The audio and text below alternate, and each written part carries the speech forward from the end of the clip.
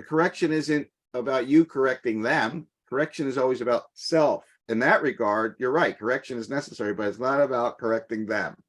Correcting them is never going to repair the pain and suffering you're experiencing. They may indeed change their behavior in some way. It's not going to make any difference to you. You will find, we will find the next thing to be upset about.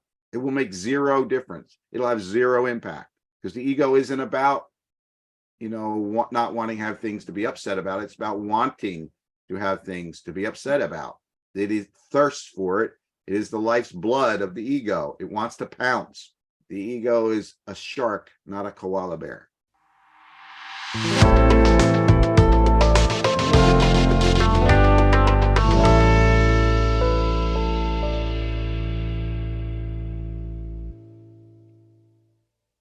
Errors are of the ego, and correction of errors lies in the relinquishment of the ego. When you correct a brother, you are telling him that he is wrong. He may be making no sense at the time, and it is certain that if he is speaking from the ego, he will not be making sense. But your task is still to tell him he is right. You do not tell him this verbally. If he is speaking foolishly, he needs correction at another level, because his error is at another level. He is still right because he is a son of God.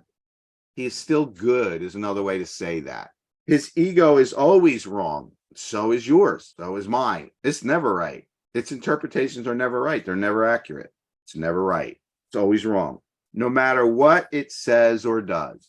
If you point out the errors of your brother's ego, you must be seeing through yours, because the Holy Spirit does not perceive his errors. It's looking to the light in him, and it's seeing the light in him, and it's not seeing the other stuff. And because it sees only the light in him, that's what shows up. The correction is inside. This must be true since there is no communication between the ego and the Holy Spirit. There is no connection between those two. No communication. To communicate is to connect, to make one, to have union, right? To commune.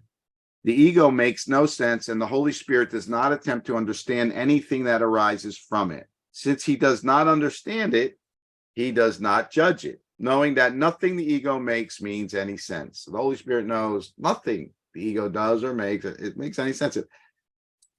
He's not taking it in at all. There's no attention on it.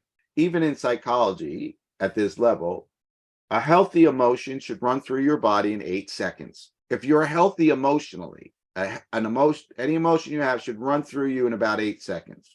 Anything that's lingering longer than that, you're holding on to it. You want it. And if you're having animosity, is innate in animosity, is something that's long-term. You're holding on to that. And it doesn't make sense that you do that to the Holy Spirit, but it makes absolute sense to the ego, because the ego wants it.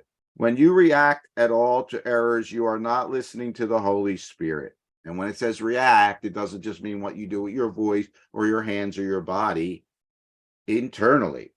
When you react at all to errors, you are not listening to the Holy Spirit. He has merely disregarded them. And if you attend to them, you are not hearing him. So the Holy Spirit just disregards all the nonsense. And this is what forgiveness is. So you get it. Forgiveness is just, disregarding the nonsense and asking to see the truth instead. Looking for the light in that person. You wouldn't react. You can see maybe that they're behaving insanely, but that's of the ego and that's not their true self. So you have a lot of room for that. You still may do what you need to do to stay safe in some way or whatever, but there's no need to make bad or wrong or correct or any of that stuff. If you do not hear him, the Holy Spirit, you are listening to your ego and making as little sense as your brother whose errors you perceive. Your upset is as crazy as what you think you perceive in the other person. This cannot be correction, yet it is more than merely a lack of correction for him. It is the giving up of correction in yourself. This is the important part to get. We are giving up our own healing when we do that. We're saying we don't want it to be healed. We'd rather be in the drama and the pain and suffering. We like it. And so your healing is not in correcting him or her. It's self-correction. And that is not yours to do either. It's yours to invite.